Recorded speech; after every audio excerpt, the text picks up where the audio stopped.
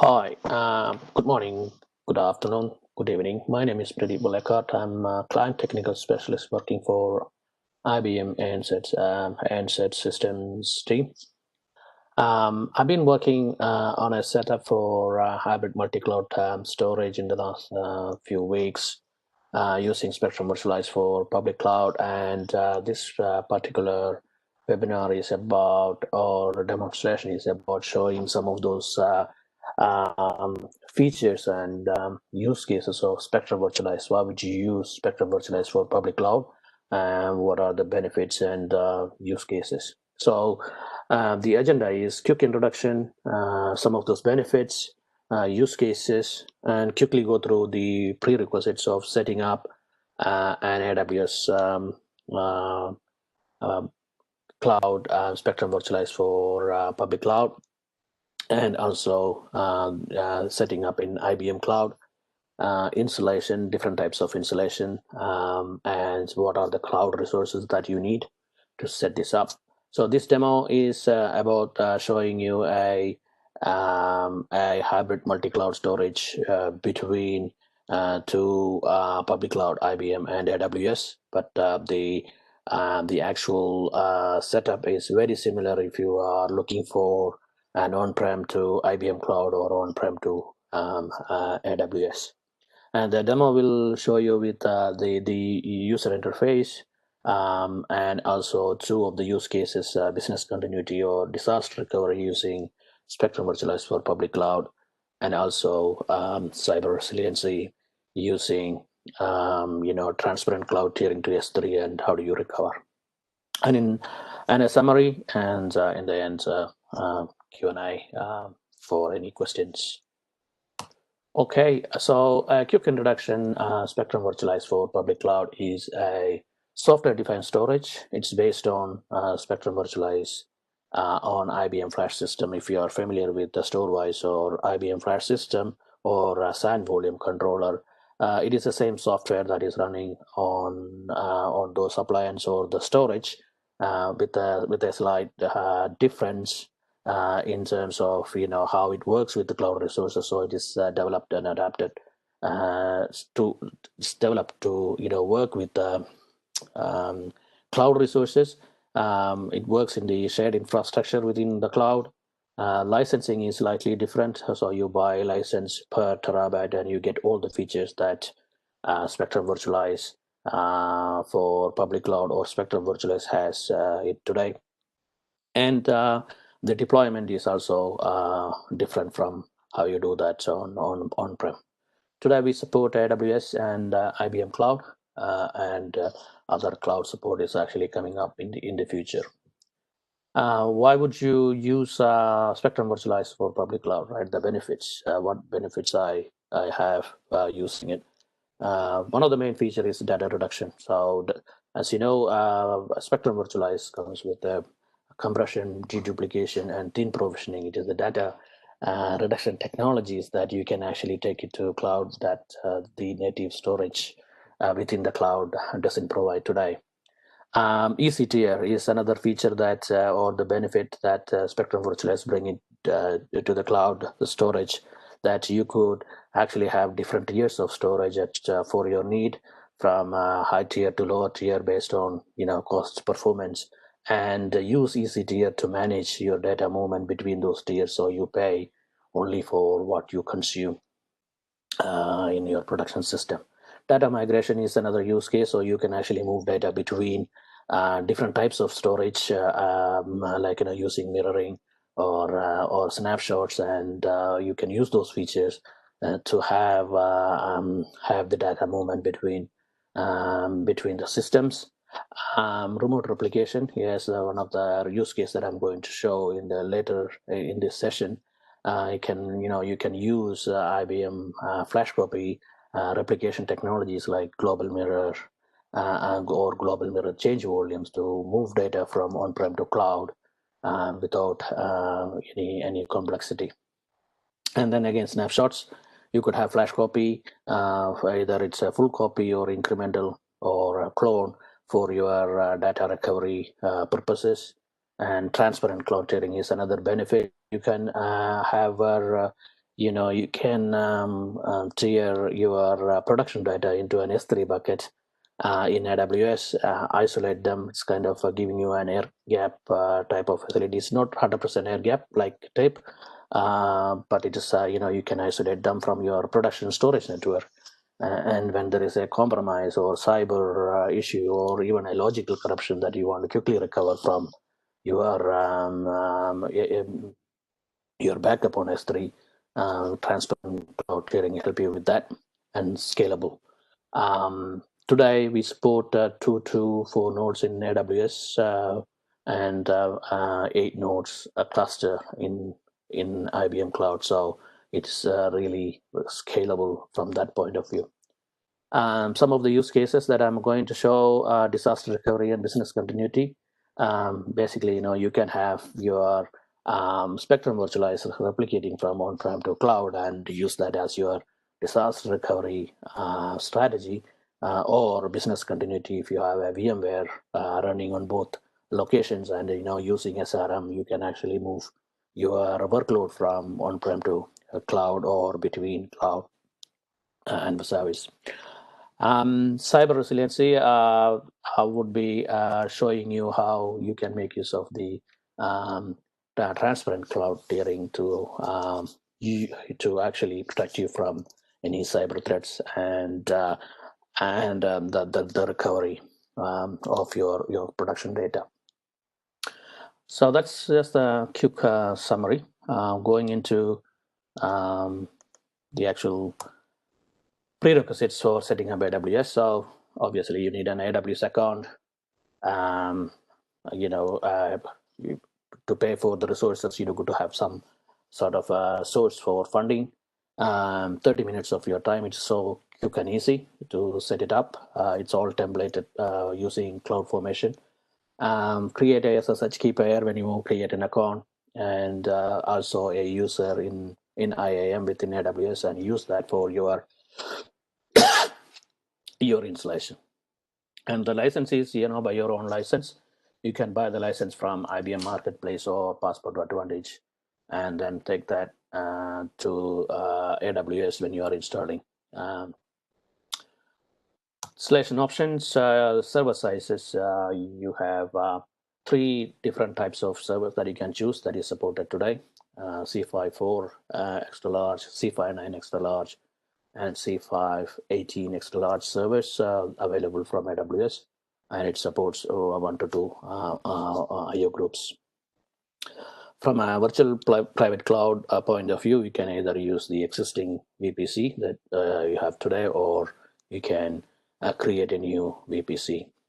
There are 2 types of subnets required. One private, where you actually set up your Quorum device, and only through Quorum you actually access your Spectrum Virtualize for public cloud cluster, and a public network where you use that for iscsi and export that to the host, your service IPs, etc. Default storage size minimum, you need 2 512 gig GP2 to start with. That's the minimum requirements. The template actually creates that, so you need those resources available in your cloud account. And then additional operating system drives, like for the nodes you need 250 gig for redundancy, and for Quorum 10 gig.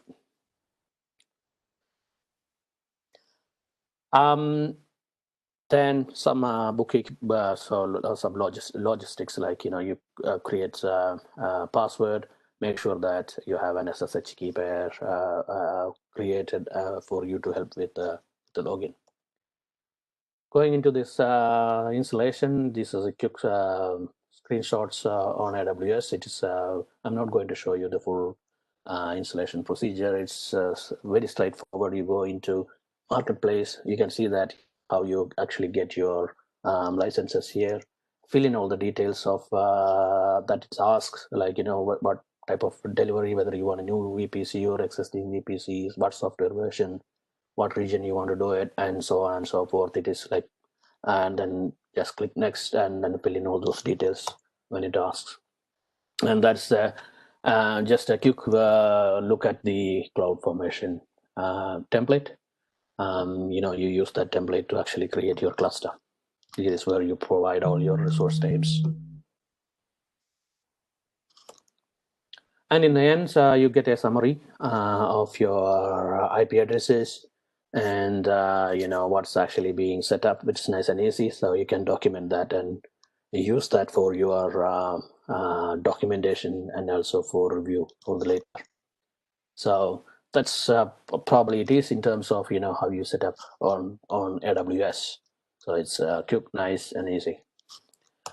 Okay, I'll just quickly go into the actual screen now on AWS before I go into the IBM Cloud. Okay.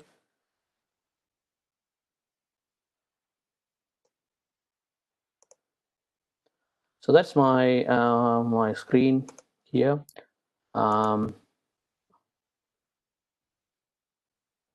Showing you the AWS screen. That's my 2-node cluster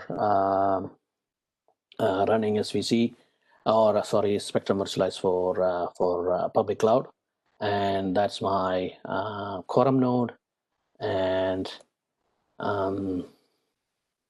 that's my workload that I'm going to show some experiment with. Okay, so I'm using C4 extra large for my SVC setup. All right, and I'll just go back to, before I do that, I want to show you. Yeah, that's those 2 volumes to 512 gig GB2. I'm using it for this setup. All right. Now going back to my presentation.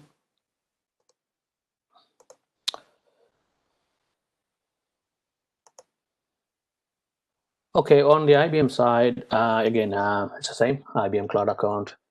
You need a payment setup to pay for the resources.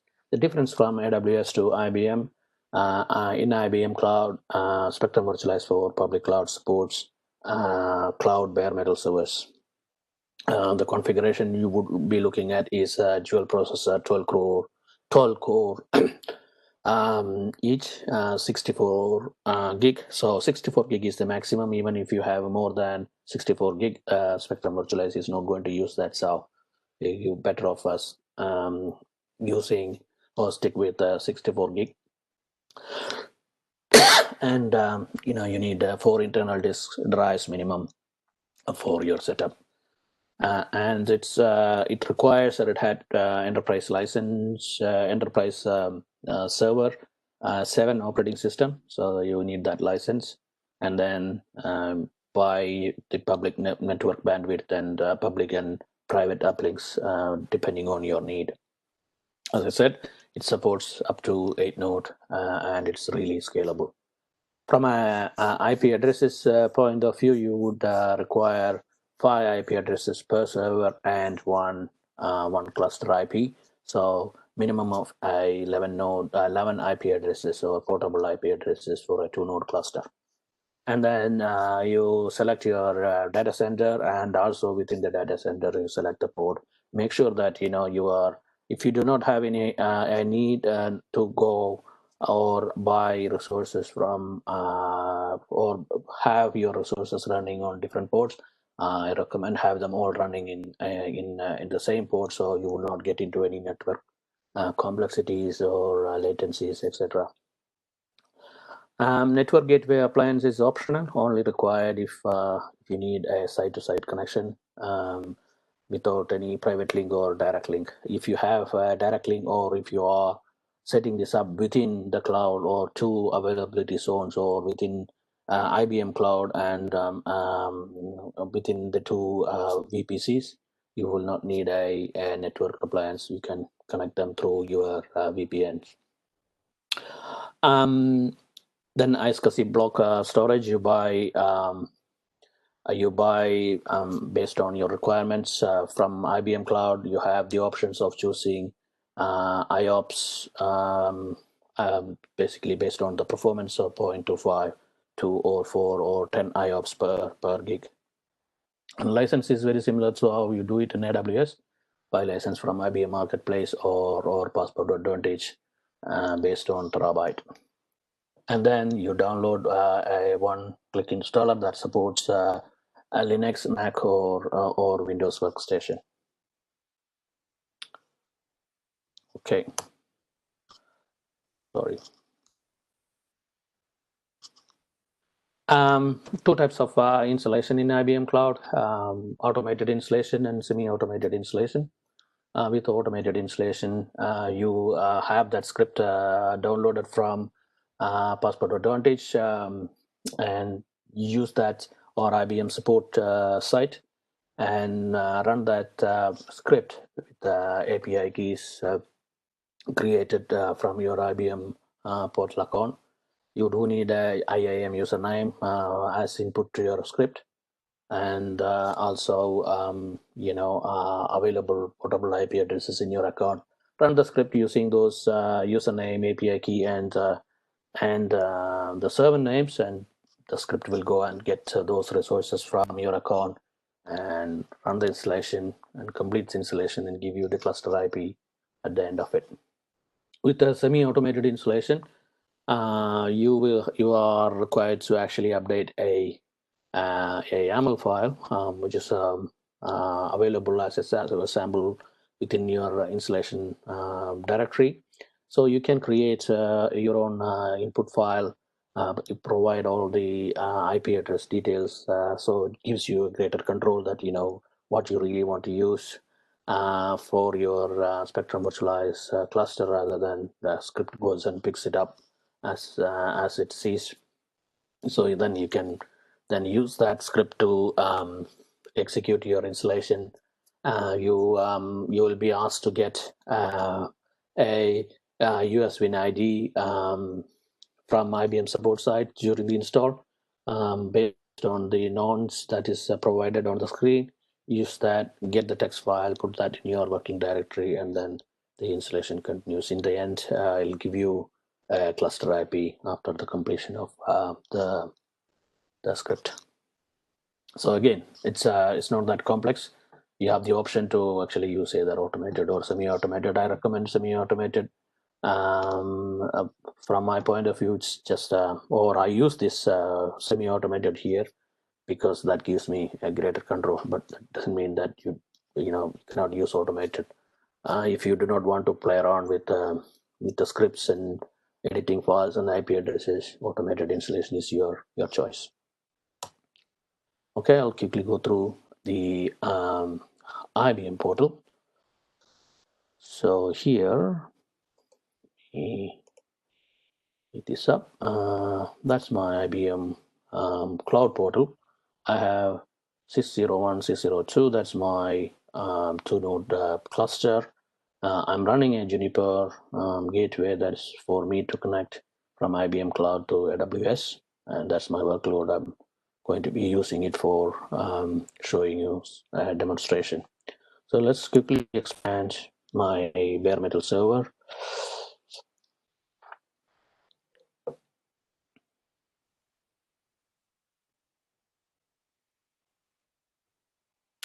What you see here is the bare metal server details. So server details and what system is running, its IP addresses, and what's my bandwidth, the public private network bandwidth, and also allocated bandwidth for my download and upload.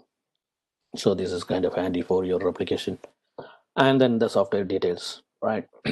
I'm not going to go through all that. Just show you the remote management is for managing from outside of your IBM network, where you want to use that for getting into the console in case if you cannot connect directly to the actual shell. Then the storage, I'll quickly show you that. And that's the storage that I've actually allocated to this server. So I have about 2 terabyte that is used for setting this up. That's per host. And then this is the user access. So here you will provide, your user ID, and then what is that you use it to access your bare metal server.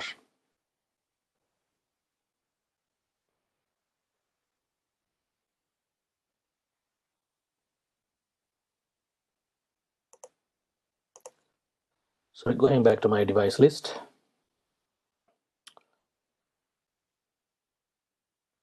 I'll quickly show you my, so that's my 2-node Spectrum Virtualize cluster. I'm going to show you my gateway. That's my Juniper gateway. And again, everything else is pretty much same, but you will also see a difference here. It's sorry, here it's a server that a bare metal server that it runs. It's pretty much same. But you can see that it also runs an operating system, Juniper VSRX 18.4, and there is an appliance that is running within that bare metal server. So if I go into that,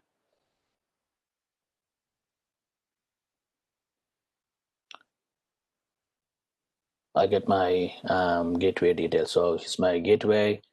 That's my hardware. That is the physical bare metal server with the public IP and private IP. And that's my appliance, and it also has a public IP and private IP. And you can see that there is a VLAN that is set up for transit. So basically, this is running on a separate VLAN from my Spectrum Virtualize cluster. And that's the associated VLAN. So you can see that I've associated my Spectrum Virtualize cluster VLAN 1154 is my public, 1224 is my private, associated to gateway. So I can access my Spectrum Virtualize cluster through this gateway. My private is actually route through, which means I can access my Spectrum Virtualize private network only through this gateway. And my public IP is actually routed around, which means I can also access it using its public IP in case if I want to do any administrations or management of my bare metal server. VLANs, yeah, I've just quickly went through that. So here is where you basically associate your VLANs to your gateway.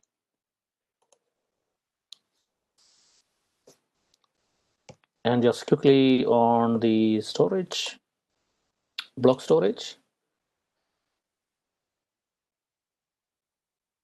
Show you the block storage here. I'm running roughly about 6. So this is 200 IOPS. I'm running 600 gig iscsi for my Spectrum Virtualized demonstration. I'll quickly expand one of those storage. That's my storage details and the associated volumes. I go into snapshots. So you don't really need any snapshots because you are not relying on IBM Cloud to take the snapshot, but you want your Spectrum Virtualized to manage those snapshots. So you don't need it. Here, as authorized host, you can see that it's there are 2 nodes that is actually now having authorization to access that block storage. This is my 2 Spectrum Virtualize nodes. And if I go into, say, view host details, I can see that my IP address, my username, my password, host IQN, and also my ACL tells me that I have allowed my Spectrum. This is my Spectrum Virtualized private network VLAN that I've given access to this volume. So basically, when you buy the storage, you go through the setup of allocating the IP addresses, accessing that volume, and also authorize the host coming from Spectrum Virtualize to access it. So I'll show you this on the Spectrum Virtualize console. How do you give this access or this association of storage to Spectrum Virtualize cluster. Okay, and on the IBM console, I just quickly go through the IAM.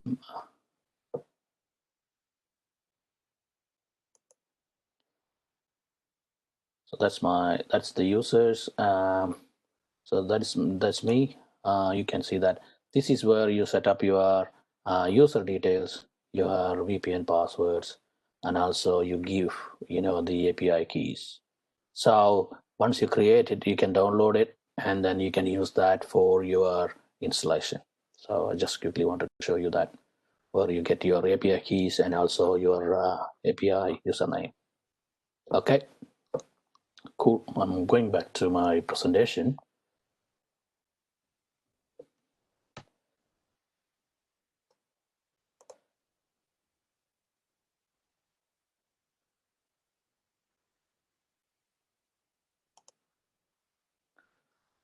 So from here, that's the current setup or the demonstration setup. You can see on the left-hand side, I have an AWS Spectrum Virtualize cluster 2-node running on EC2 with Amazon EBS, this Elastic Block storage, and a workload Ubuntu that is running, and Spectrum Virtualize serving the iscsi to the Ubuntu workload.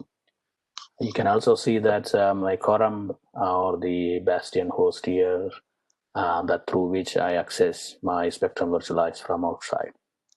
I'll quickly show you that in a minute in the actual server console here. On the right hand side, it is where you see that the IBM Cloud that is running in Tokyo. Coming from IBM Block Storage, you have the bare metal server connected to IBM Block Storage. Red Hat 7 is running on the bare metal server, and on top of that, you have the Spectrum Virtualize cluster. The 2-node cluster and a Ubuntu workload. Just used the same workload here so that it's easy for me to actually show a failover. And that's the Juniper gateway for connecting to AWS and the service. So this is where any public network comes and terminates. That is how IBM Cloud connects to the external world. So it gets terminated here, and then from here you connect your local resources to the gateway. Okay, and in the end, so if you look at the GUI, my left-hand side is my IBM AWS GUI, and the right-hand side is, left-hand side is my IBM Cloud GUI, and right-hand side is my AWS. They look exactly the same. So if you look at the GUI here, it's the same as the IBM FlashSystem Spectrum Virtualize GUI, if you're familiar with our Spectrum Virtualize systems like Storewise or SAN1 or volume controller. Okay, I will just quickly now go through the GUI now. Let me go back to my console. Before I do that, so I just want to show. So that's my Bastion host. So when you install, initially you will you will get this console line. When you start it, you need to basically enable the GUI. So from your Quorum device. So I started the GUI. So give a couple of minutes for it to actually initialize, and then go to the screen. You'll see my GUI here. Okay, and I've got a IBM workload and AWS workload for me to show you the failover. That's my bare metal server, sys1. That's my bare metal server, sys2, to running in IBM Cloud, and then gateway, and this is my Juniper appliance. Okay, let me go back to the screen here. Hopefully, I will.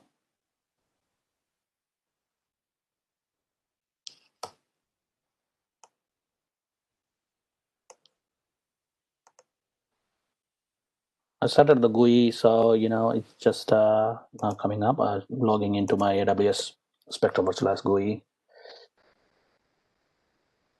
There you go. It's the same. That is my dashboard of Spectrum Virtualize running on AWS, and that's the dashboard of the Spectrum Virtualize running on IBM Cloud. Just quickly looking at the pool. This is my IBM Cloud setup. Going to my external storage, and you can see that I have 600 gig iscsi allocated to my cluster, and they are all managed by SVC. So if you have any storage that is just allocated but not under any pool, it will come up as unmanaged. So how do you add a storage? So you go into add cloud storage. You have two options, either doing automatic or manual. Let me do automatic. For automatic, you give your API username, API key. I showed you that in the console earlier, and then you just click next. So it will go and pick up the cloud storage available in your account. I would rather prefer doing it manually, because I can specify which storage that I really want to bring in. Rather, it's just going and picking up all the storage available, and then later on I remove them from the list. So if I use manual, I can give my IQN, my username and password. If you remember, I was showing you that when you go into the details of iscsi storage, it gives you the IQN, username and password. So you give those details here, and a specified number of source ports. I would recommend 2, because that's, it kind of gives you redundancy, and you have 2 ports actually in IBM Cloud. So you use that, and then next, and it will just basically add the storage. Okay, and going into the volumes, there is no much difference here. You can see that that's the volume that I've created for the demo purpose. But if you're familiar with the Spectrum Virtualize, it has the same look and feel. So just quickly do create a volume demo 1, and then I can pick up either no capacity savings or thin provision. I pick up thin provision. This is one of the feature I was talking about. You can actually use that, or you can select whether you want to have a mirrored volume. You can use that too, and then you just say create.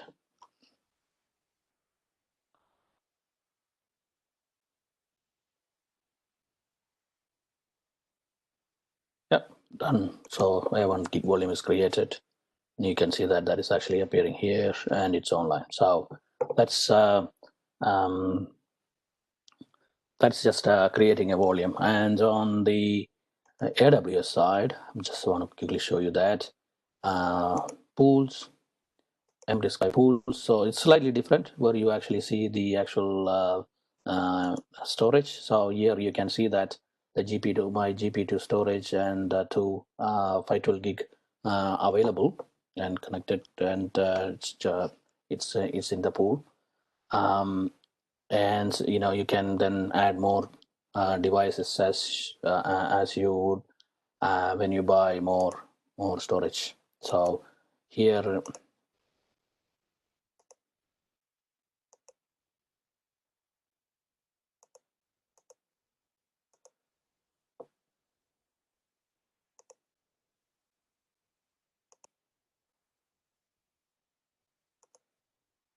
if you add more storage into your AWS account, it will actually come here as unassigned M disks, and then you can then add them to your pool. Okay, so things like you can do discover storage. So it will basically go and look at any storage that is set up in your account in AWS, or it's available for the host that is allocated to the EC2. And if they are available, it will actually appear here. Okay. On the copy services, let's quickly go into copy services. So here is where once you have set up your Spectrum Virtualize cluster on either side, and you also have set up your network between the sites, like Juniper Gateway, and also on the other side Virtual Private Gateway, and then they're connected through an IPsec, and the tunnel is created. Then you are ready to do this connectivity between the sites. Quickly show you here. This is my AWS side of the console, and you can see that you need 3 components here for connectivity. One is my customer gateway. That's my customer gateway, and that's my IPsec tunnel that is available. This is the IP address of my customer gateway, that is the IBM side. And then you create a virtual private gateway that is within the AWS VPC, where it is through virtual private gateway you actually access your VPC running Spectrum Virtualized cluster, right? And then you associate your customer gateway to the virtual private gateway. So that is the association here. So it says the state is actually attached.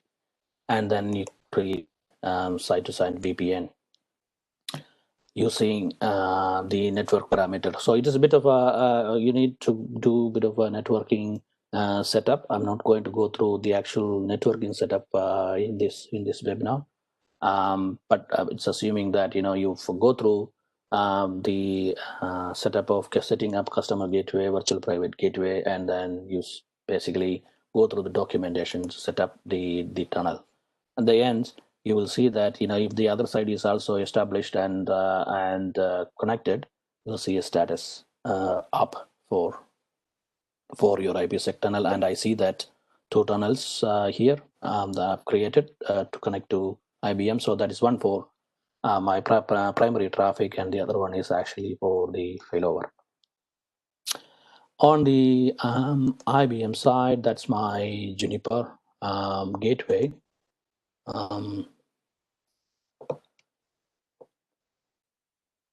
I'll quickly show you that before I go into the actual application of the GUI.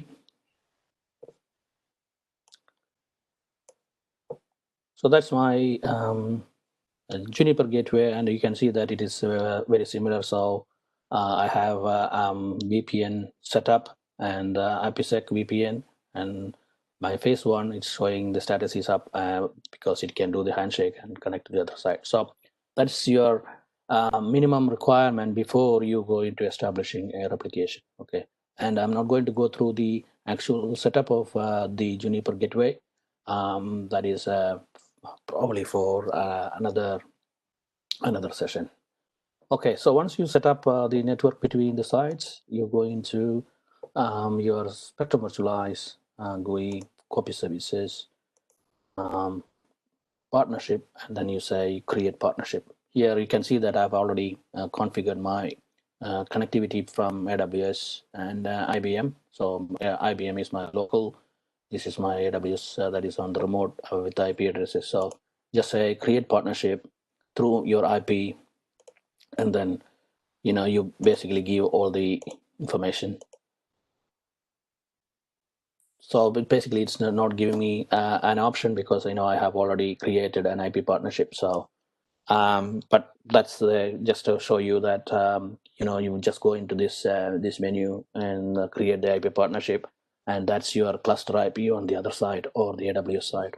And here on the AWS console, going to partnership, and you can see that my cluster IP on the IBM side is that.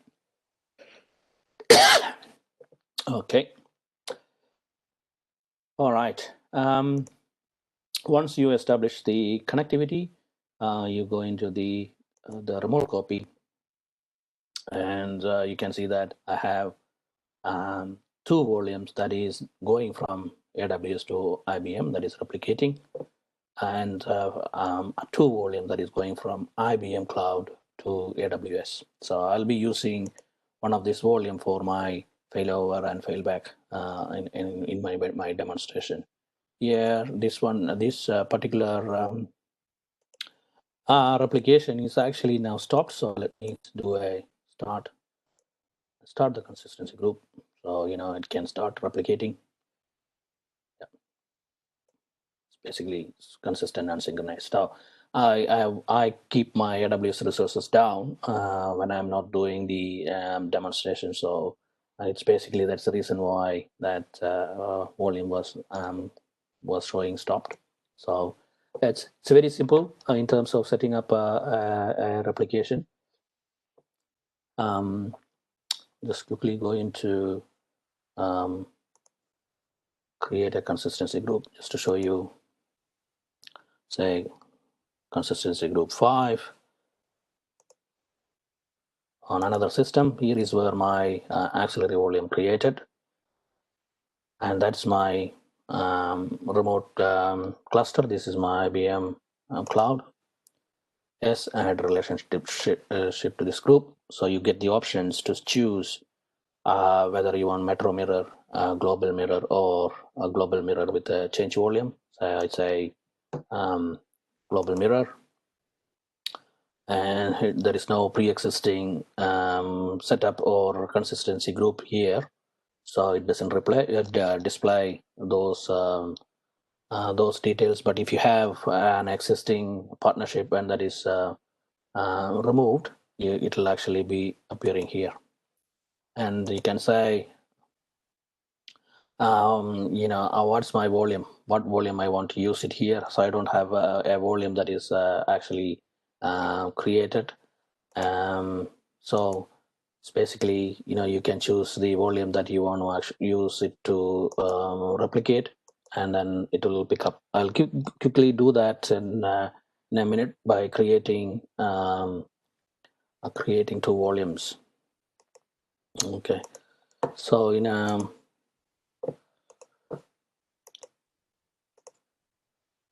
I've created a volume in my previous screen with AWS. So I created a volume called demo1, right? So I will use that to replicate. So in AWS, let me create a 1 gig volume, say 1 gig volume, and demo2, right? And the difference here, I want to show you, when you are creating a volume on AWS, you have the option to get thin provision or compression. Okay, so I'll just create a thin provision here, and I'll create that volume.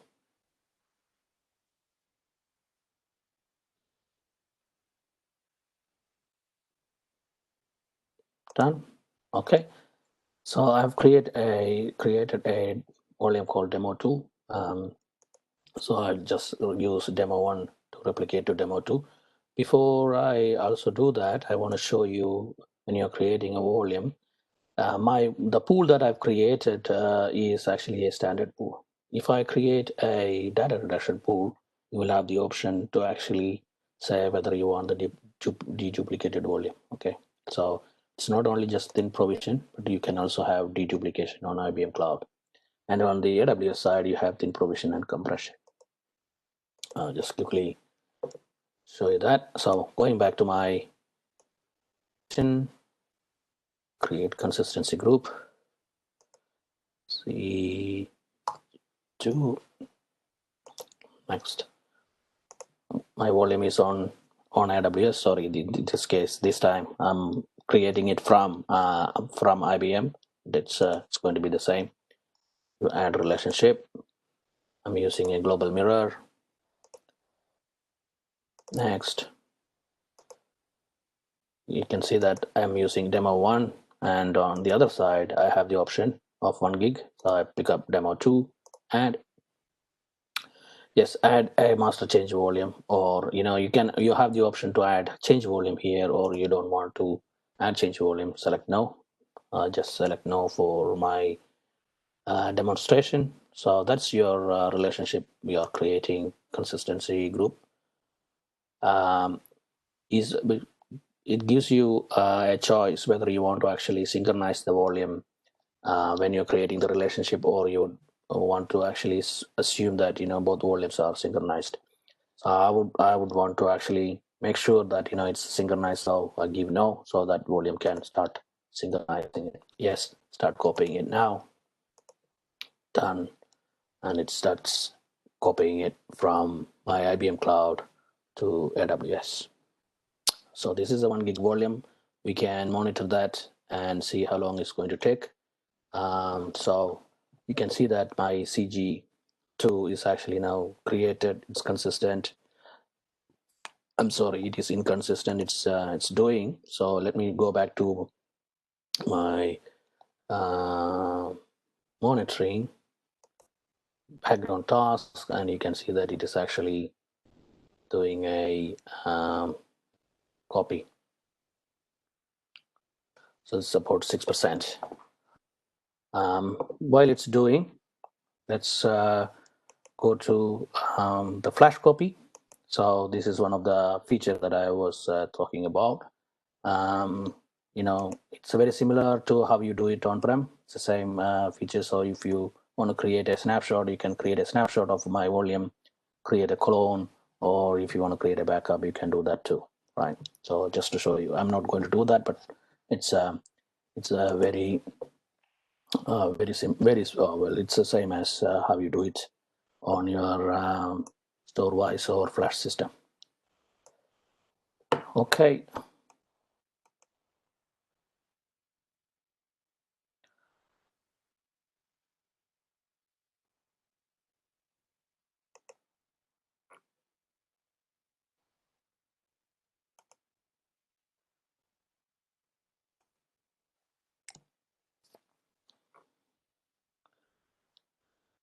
Now, let me go back to my, while it's doing the replication, let me go to the actual presentation and see what's next.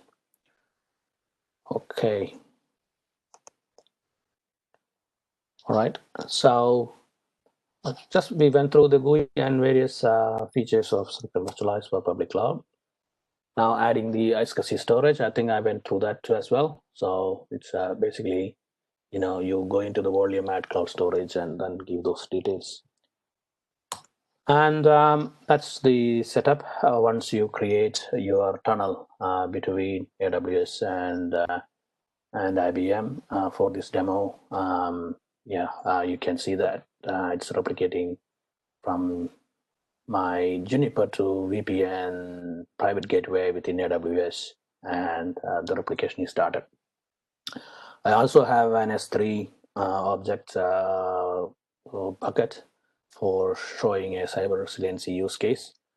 In this case, my S3 bucket is in Singapore. So if you look at the whole setup, my AWS is in Sydney, my IBM cloud is sitting in Tokyo replicating, and I have an S3 bucket sitting in Singapore. So it's kind of a multi-location, multi-region setup, and you can actually place your data easily and conveniently wherever you want, and also bring it back in case you want to actually recover from it.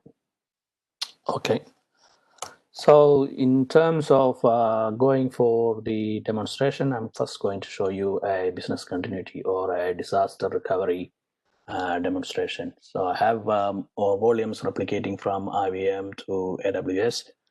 What I'm going to do is create a failure on my IBM cloud workload running Ubuntu, just a file system, create a failure, and then switch the replication and bring up that application on AWS. Okay, so that's one of the What we're doing here is replication of the data at block level, right? This is not the workload migration. That is not the scope of this demonstration, but you could also do a workload migration in the same fashion.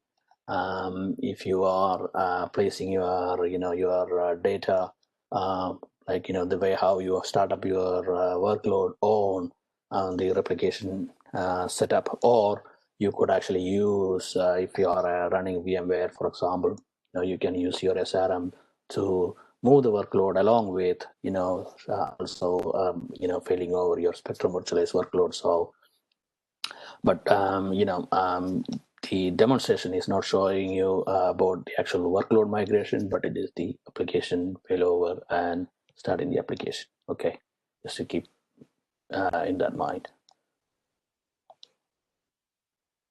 Let me go to my console.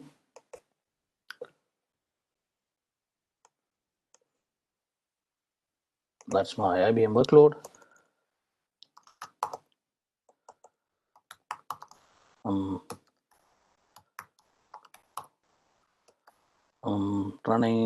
mounting in my file system called application A. Let's see what's in my application A. There is a few files. I have an MP4, some image files, a test file, and a production file. So what I'm going to do is actually, for the purpose of this demonstration, I'm updating this file and say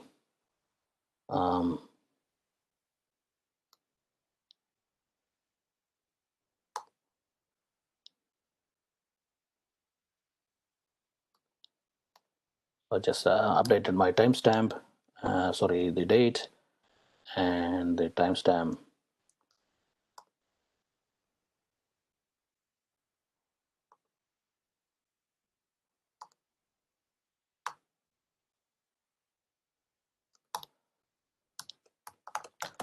Right, okay, so that's all up and running, and I want to make sure my replication is actually happening here. So going to my remote copy, that's my volume that I'm working with, and it's actually consistent and synchronized. So I'm good to actually do my failover, right? So going here, yes, continue.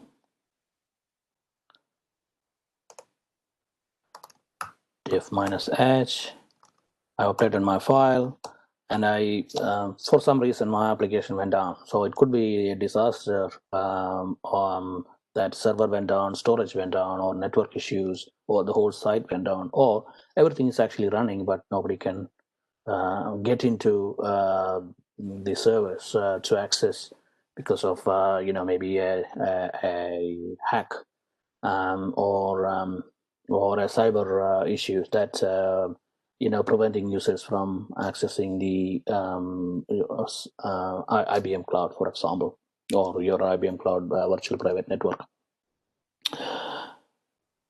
Sorry, your IBM cloud virtual, your IBM virtual private cloud, right?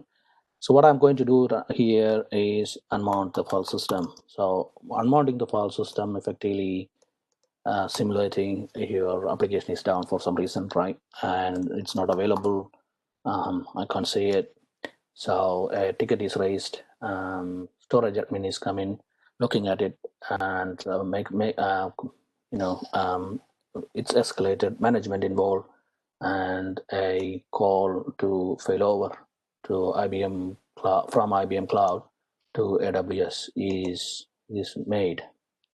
Going into the Spectrum Virtualize GUI, storage admin just goes and say, let me, okay, now let me do the switch. So in this case, you have the option to do the switch of from AWS to IBM.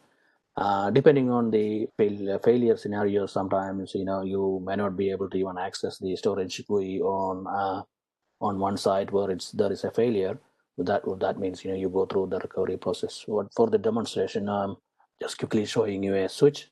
but in a real scenario, depending on the recovery, you may go through different steps, like maybe removing from consistency group, presenting the volume to your workload, and then start your application. Okay, just doing a switch here.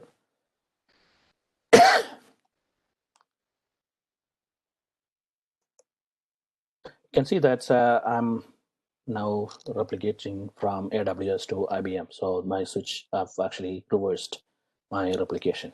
It's now available, and it's the read-write copy is now on AWS. So what I do, I go into my AWS workload here and say mount application underscore A. I've mounted. So before I do that, normally I do VG scan to see that I have my volume group available, and in some cases you may not assign this volume group or this device to the DR location. In such case, you go through the process of allocating the storage to your host, rescan your host so that it can see the device, and then bring up your file system. In my case, I've already done those activities so that I can quickly show you the failover. Moving into the application EA, I can see all my files, and you can see that I've updated my the date and timestamp is the one that I've updated on the other side. So that's just showing you a quick failover of your application when there is a failure between public cloud. Okay, right. So going into my second use case. Before that, I want to go and show you a presentation. So we did quickly go through the business continuity demo. So what's the next one is actually the AWS snapshot. Where would you use the transparent cloud tiering? So in cyber resiliency use cases, you could use transparent cloud tiering to tier it off to S3 and recover. Not only just cyber resiliency, right? You can also use that for your recovery scenarios from logical corruptions, like you dropped a table on your SQL database and you want to recover it, you can use that. One thing you want to keep in mind that it's not an alternative to business continuity or a DR site recovery option, or an offsite data protection. You would need all of them to cater for different types of failures and recovery scenarios. With S3, it is actually for logical corruptions and cyber resiliency, assuming that you still have your production storage available, unless you have the additional protection, like you're going from S3 to S3 on another location and have another region running your Spectrum Virtualize for public cloud. Otherwise, once you lose your production storage, your relationship to the S3 is lost. So your recovery on the other side is depending on how you replicate that data to the other side and whether the S3 bucket is available and the cluster is running on the other side. Okay. Creating a TCT or transparent cloud tiering is very straightforward. Going to SVC GUI or Spectrum Virtualize for public cloud GUI settings, the transparent cloud tiering, select the service provider, give the S3 access key and secret access key, select the region, give the bucket, the S3 bucket name, and whether you want to do a encryption or not. First copy of the snapshot is always going to be full, regardless, and then everything after is actually incremental forever. But you do have an option to choose a full backup every time when you take a snapshot. And they are space efficient snapshots, so it's actually doing a zero detect and make sure it's actually very efficient in terms of actually storing the data on your S3 bucket with detecting the zeros. I'll show you that in my demonstration as well. So going to the actual demonstration, here, let's say we have the setup AWS in Sydney, IBM Cloud in Tokyo, and that is the setup with the replication running.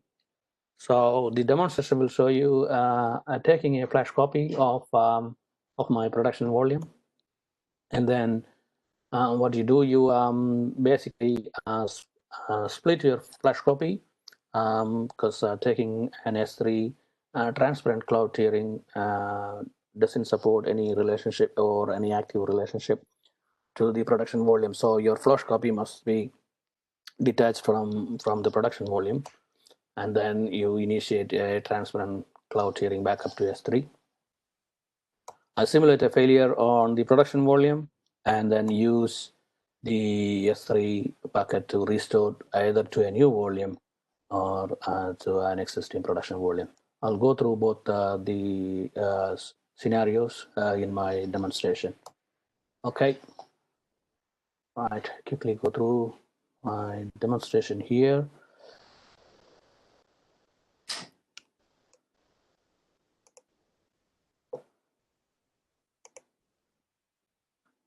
So I'm going to show you how to set up the transparent cloud tiering first. So it's a system, going to systems.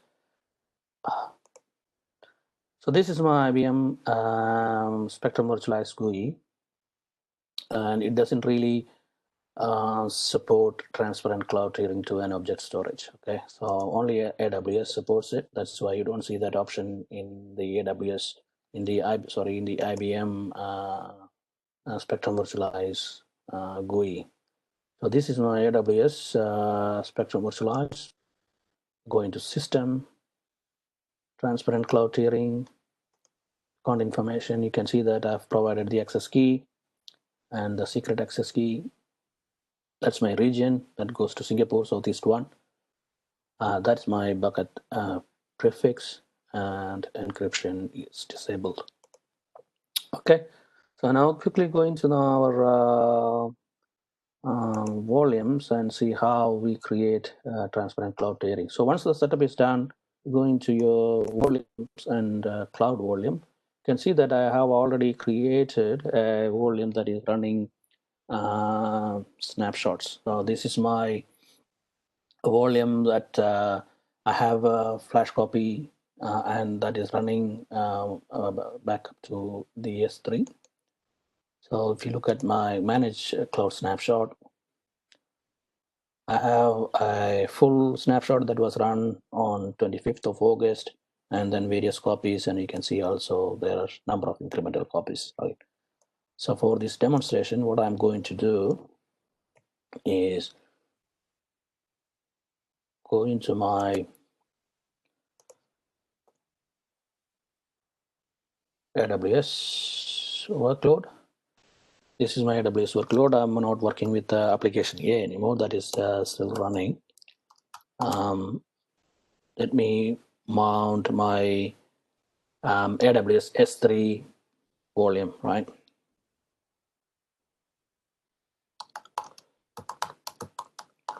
Let me look at what's my AWS S3 volume. So to mount AWS S3 app, I've mounted that app, and let's look at what's running in my file system. That's my AWS S3 app, and you can see that there is a few files. I'm also using the same production file just for this demonstration purpose.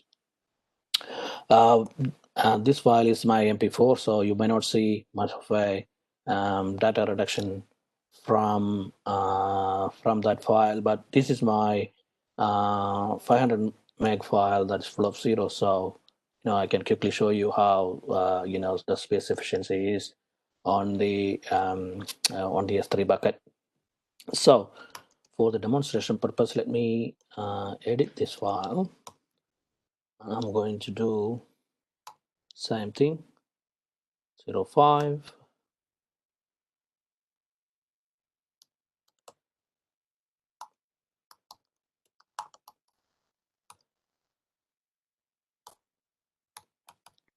Just making up something for that file, and I've saved that file, right? Cat production, and you can see that my update is actually there. Now I'm going into my my volume here. This is my production volume that is having a flash copy and a transparent cloud tiering to S3 bucket, right? What I'll do, I just create cloud snapshot. Okay. So I let the system decide. So I can either opt for a complete full snapshot if I want to do it right now, or I can let the system decide. In this case, I'm doing let the system decide, and if it's incremental, let it be incremental, right? So I'm starting that, and you can see it's actually now copied. While it's copying, I want to show you my S3 bucket in AWS console. That's my S3 bucket that is running in AWS, and that's the prefix that I provided when I set up in the Spectrum Virtualize GUI or Spectrum Virtualize cluster. Well, let's go into the actual two buckets that is created from this prefix. So this is this is the data, and that's my metadata, right? And Spectrum Virtualize created. So I'll go into the data. Let's say that's the structure. I'm not going to go into explain that because I myself is not very clear on why the structure is, but I know that this is where the actual data is getting copied. Just looking at the size, that is basically all of my objects. So what I'll do, I will go into back, and you can see that these are all my volumes that is being backed up using TCT. So if I quickly go to my console here, what I want to show you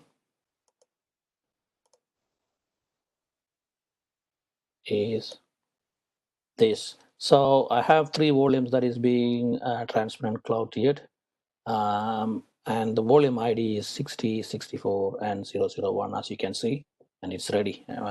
It's already been copied. And on the console, you can see that 60, 64, and 001. And 22 and 57 is probably some of those volumes that I created and deleted, but it still preserves those backup. You can either keep them or go and remove them if you want to, right? So I go into my, this is my volume that I did the backup just now. So get total size. It's actually showing roughly about 9.8 gig. That's the size that it's storing on my volume. Okay.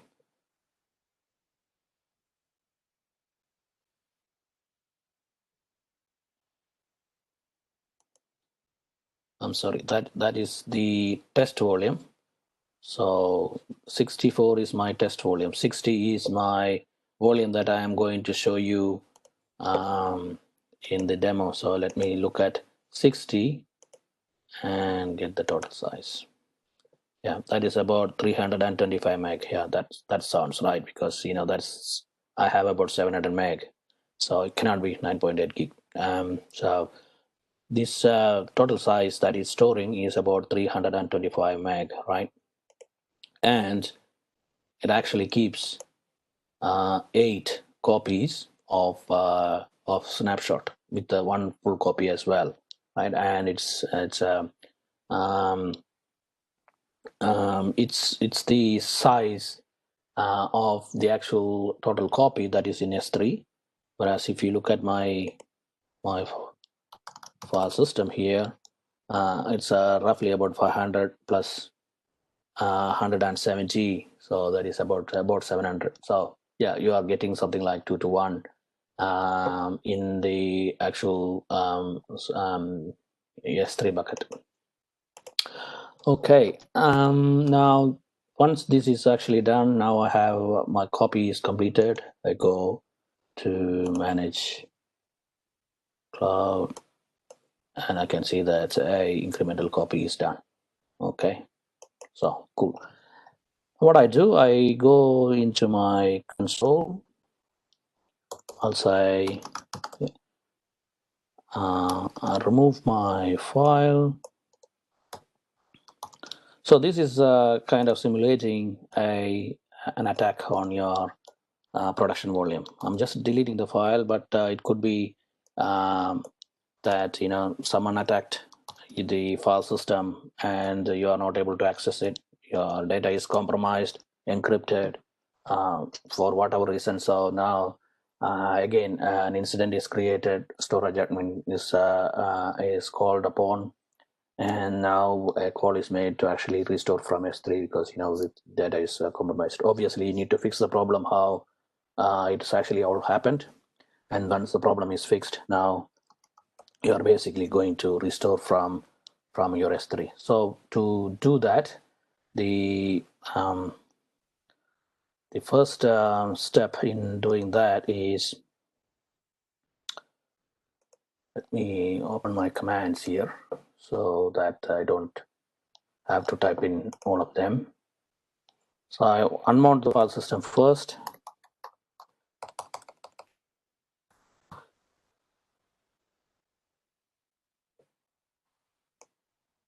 So that my file system is removed from the system first, right? And now I say I want to disable the volume from, I'm running logical volume manager in an AWS, so I made that volume inactive, and then I export that volume group. So my volume group is exported, so it's not available in the system anymore. So, and I need to do that because this is a block level restore, right? So it brings all the metadata as well of the volume management of the Ubuntu system. So I need to make sure that the volume groups all are removed from the kernel, and no reference to volume groups before I restore it.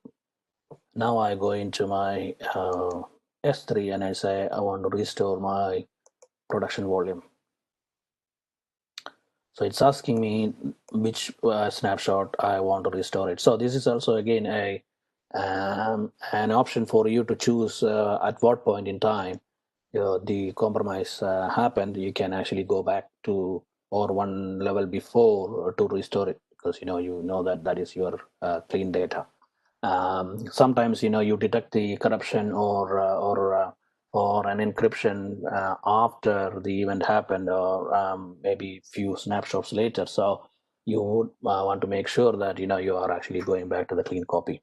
In my case, I know that this is my last copy that is clean, so I just say use that to restore it. Here you can see that I have the option to actually restore directly to the production volume or restore to a new volume. So I choose restore to a new volume in this case. Yes.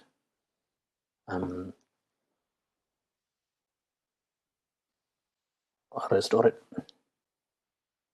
You can see that the restore is actually now happening.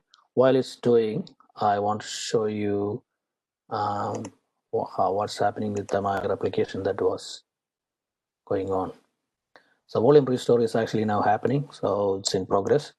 The completed task. So I've created a volume that was done 25 minutes ago. So that's actually now probably consistent and replicating. I won't copy. Yeah. So G2 is actually now consistent and synchronizing between the sites. Okay, now let's look at the background task for my volume restore of S3.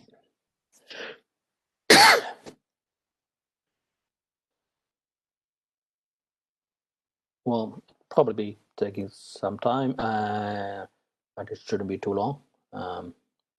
Yeah, it's done. So it's actually finished restoring the actual volume. Let me go back to my volume here. It's still showing not ready. Let's see. I'll just refresh it. Yeah, it's ready. Okay, cool. So that means my volume is now restored from S3. So I go into my system quickly. In a real case scenario, you won't be wasting a lot of time because your users are waiting, so you want to bring it back as quickly as possible. So first I do VG import.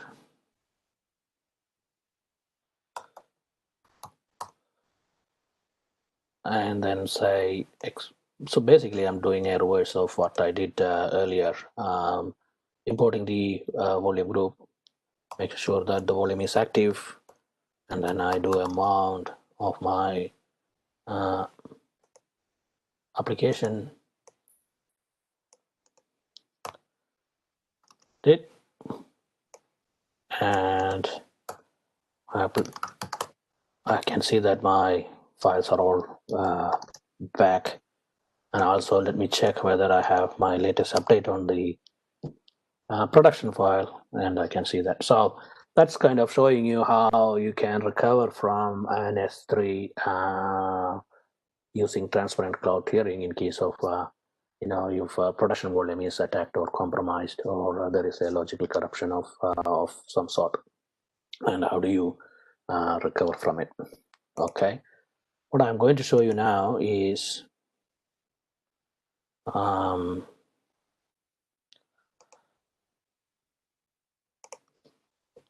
here you also have the option to say restore, right? I said so restore, you can use restore, let's copy, next, and restore to a new volume.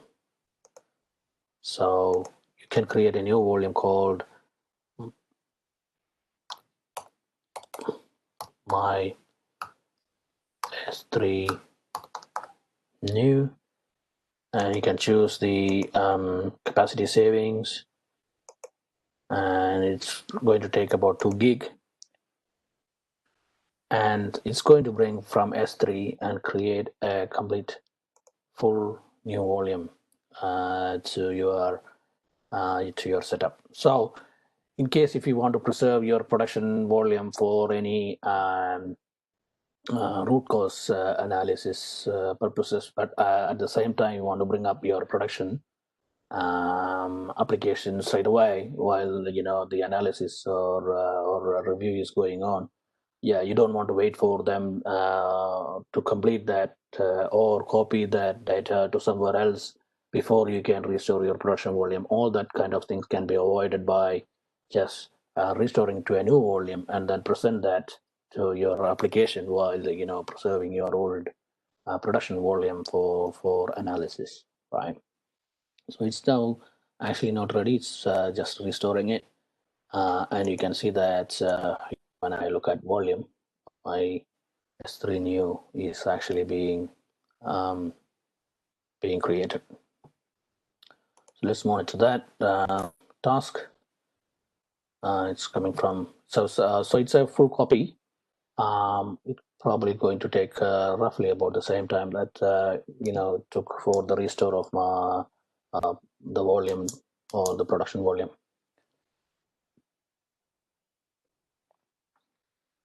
While it's doing that, I think that's completed. So let's go to yeah, you can see that my S3 new volume is now available. What you can do now here, go into copy services. I just want to show you. either you can present this my S3 new volume to the system and then start your application, or you want to preserve this and say, what if my attack repeats on my system? How am I actually going to prevent that? How am I actually going to prevent if my site is compromised and this is going to happen again? So I would rather actually send my production volume to my IBM cloud site and then start my application on IBM Cloud. What do? You can then use your remote copy, create consistency group, CG S3, that is my consistency group, S3 on another system, that's my AWS Cloud. Sorry, this is going from AWS Cloud, that's my IBM Cloud setup. Yes, add relationship. I'm doing a global mirror setup. Next. So I want to use my S3 new, that is my volume that I restore from S3, but I want to protect to avoid any additional threat to my application. So if it repeats and if I cannot actually fix the problem in short time, I don't have confidence, bringing up the application on the same environment. I would rather go into my my other location that is running Spectrum Virtualize for public cloud, which is IBM Cloud. Add them. I'm just trying to avoid creating change volumes here, but you could use change volume as well if you want to, have granular replication and recovery. And yes, next. Yes, the volumes are not synchronized. I want to start synchronizing them. Done. It's kind of cool that you are bringing from S3, you start your production volume, you can also create to a new volume, and not only that, you can replicate that volume to another another location, whether it's on-prem or cloud, and to protect your data, or you want to start your application on another location while your investigation is going on here. So that's now happening.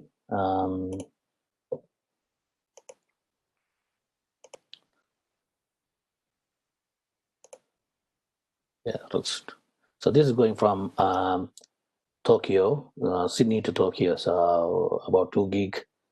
Shouldn't take too long. Maybe a couple of minutes. Should be done. So that's actually all about my demonstration. While it's doing, let me go back to my last slide and summarize why. So in summary, you can use, the data reduction, including thin provisioning, is one of the features that you can get using Spectrum Virtualize for public cloud. So if you look at the EC tier, there are 3 types of storage that you get from AWS and the cost. This is all available in the public domain. And as you can see, whether it's IBM Cloud or AWS, with a different kind of performance, you pay at a different rate per gig. And if your application is only consuming maybe 10 or 20% of the actual physical location, and then rest of them are your cold data or not or warm data, you're better off using your EC tier and pay for only what you actually use as your production data performance requirement. And then there is snapshots, dynamic data migration that we've shown that with a snapshot remote replication, and caching. Caching is one of the feature that with the cache you get additional performance improvements with Spectrum Virtualize that you probably won't see them in a native storage setup within the cloud. And the volume size, you can actually have a more bigger volume size. Today, AWS gives you the maximum of 16 terabytes, and the IBM Cloud, I think, is about 20 terabyte. But if you want to have a bigger volume size, you can have them all in one pool and then create the pool and also manage different availability within that pool. and it's scalable by creating 4-node or 8-node cluster. I've been through the actual use cases: data migration, disaster recovery, or business continuity, and cyber resiliency are some of those benefits and use cases that you would want to look at when you are using Spectrum Virtualize for public cloud. And that's about it for from me. Any questions? While I'm waiting for questions, and let's go to the replication is actually progressing, but you get the point. Once it is done, your data is available and running in IBM Cloud as well, right? Okay, I'll stop sharing my screen and questions.